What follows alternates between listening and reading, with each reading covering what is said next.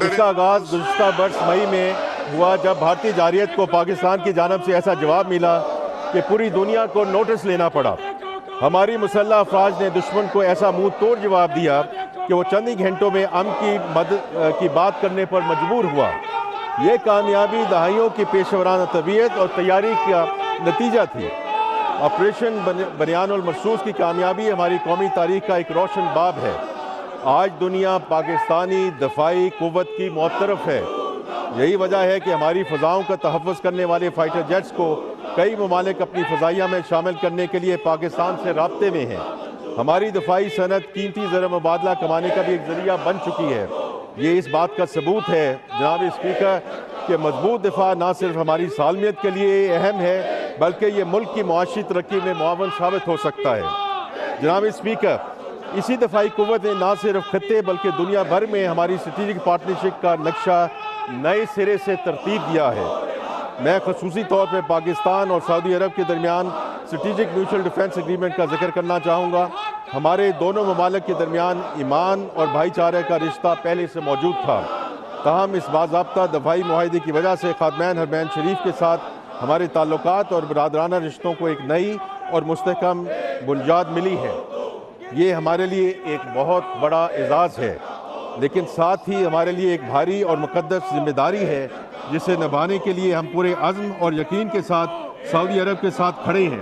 ہمارے تعلقات میں یہ اہم تبدیلی ہماری قیادت کی مرہون منت ہے، جس کے لیے وزیر اعظم پاکستان، فیلڈ مارشل اور ہماری پوری سفارتی اور عسکری قیادت یقیناً مبارکباد کی مستحق ہے۔ جناب اسپیکر، پچھلے مہینوں میں خدائے بزرگ و برتر نے پاکستان کو ایک بے مثال کامیابی دلائی ہے۔ موجودہ دور کی ایک خطرناک ترین جنگ کے دوران امریکہ اور ایران نے پاکستان پر اعتبار کرتے ہوئے اسے اپنے درمیان ایک ایماندار ثالث کے طور پر قبول کیا۔ پاکستان نے اس کردار کو بخوبی انجام دینے کے لیے انتہائی مخلص کوششیں کی ہیں جو آج بھی جاری ہیں۔ الحمدللہ ہم اسلام آباد پیس ٹاک کے ذریعے امریکہ اور ایران کو 47 سال کے بعد ایک میز پر لانے میں کامیاب ہوئے۔ پاکستان کی کوشش ہے کہ جلدی ایک معاہدے کے ذریعے خطے میں دیرپا امن کے قیام کو ممکن بنایا جا سکے اور آبنائے حرمت سے تیل کی سپلائی پہلی کی طرح بحال کی جا سکے۔ امریکی اور ایرانی صدور نے متعدد بار وزیر اعظم محمد شہباز شریف اور فیلڈ مارشل سید عاصم منیر کے بطور ثالث اہم کردار کی تعریف کی ہے۔ یہ وہ فقید المثال کامیابی ہے جس سے قوموں کی برادری میں ہمارا احترام اور وقار بڑھا ہے اور ہماری کاوشوں کو ہر سطح اور فورم پر سراہا گیا ہے۔ جناب اسپیکر، پاکستان نے گزشتہ چند ماہ کے دوران خطے میں امن، استحکام اور کشیدگی میں کمی کے لیے جو فعال، متوازن اور ذمہ دارانہ سفارتی کردار ادا کیا ہے، اس میں ہمیں اپنے عظیم اور آزمودہ ہمسایہ ملک چین کی مکمل حمایت اور ہم آہنگی حاصل رہی ہے۔ دونوں ممالک کے درمیان علاقائی امن اور استحکام کے لیے مشترکہ اور مربوط امن کوششوں پر مکمل اتفاق رائے اور گہری ہم آہنگی موجود ہے۔ جناب اسپیکر، پاک چین تعلقات ہماری خارجہ پالیسی کا اہم ستون ہے۔ یہ دوستی ہمالیہ سے بلند، سمندر سے گہری اور شہد سے میٹھی ہے۔ چین پاکستان کا سب سے اہم تجارتی شراکت دار ہے۔ یہ تعلق ایک ایسی اسٹریٹجک شراکت داری کی شکل اختیار کر چکا ہے جو محض حکومتوں تک محدود نہیں بلکہ دو اقوام کے دلوں اور تقدیر سے جڑا ہوا رشتہ ہے۔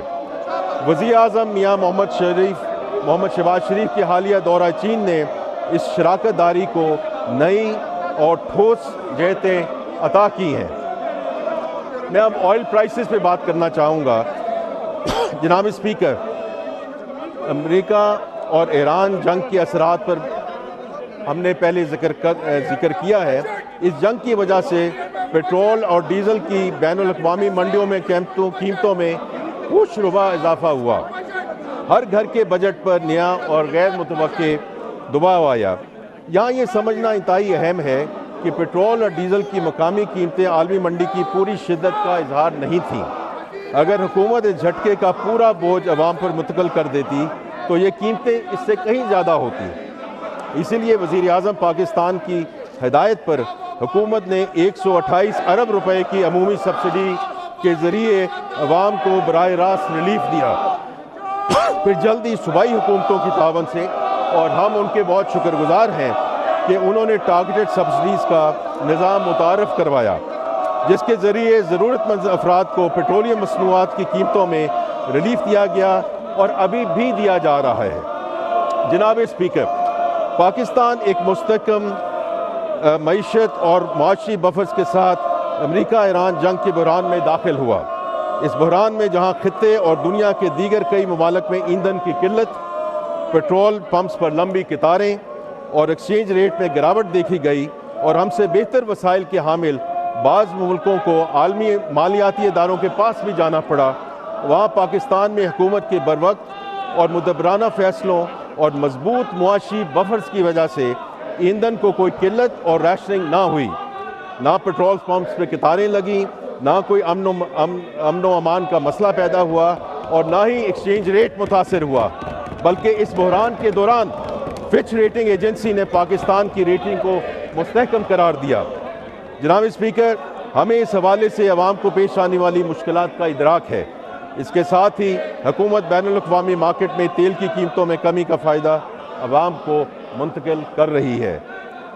جناب اسپیکر، یہ موجودہ حکومت کا تیسرا بجٹ ہے، لہٰذا میں ضروری سمجھتا ہوں کہ تقریر کے آغاز میں پچھلے 2 سالوں کے سفر کا مختصر احاطہ کرتا چلوں۔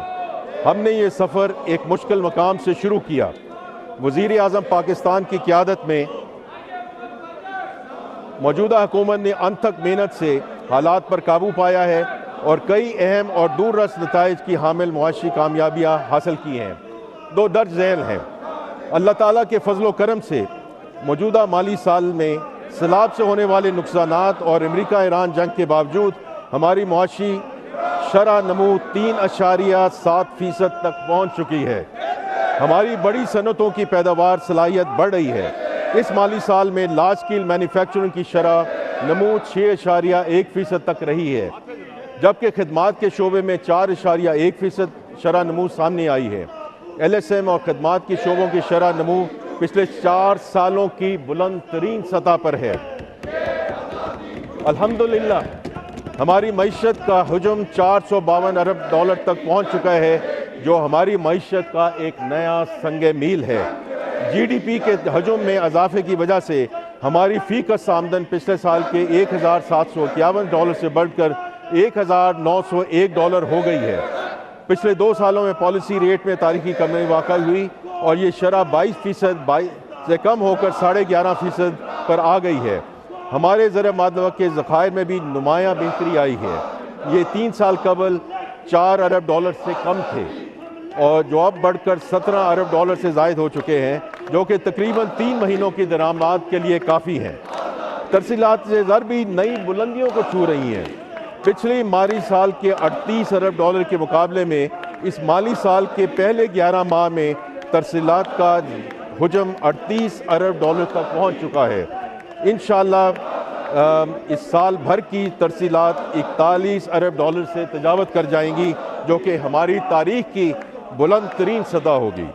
اے بی آر کی tax to G D P شرح مالی سال 22-23 میں 8.5% سے بڑھ کر 10.3% تک پہنچ چکی ہے، یعنی صرف 3 سالوں میں ملکی معیشت کے تناسب سے ٹیکسوں کی شرح میں تقریباً 2% کا نمایاں اضافہ ہوا ہے۔ ان اقدامات کے نتائج ہمارے مالیاتی استحکام میں بھی نمایاں نظر آتے ہیں۔ ہمارا مالیاتی خسارہ جون 2023 میں جی ڈی پی کا 7.8% تھا، موجودہ مالی سال کے اختتام میں یہ 4% تک آ جائے گا۔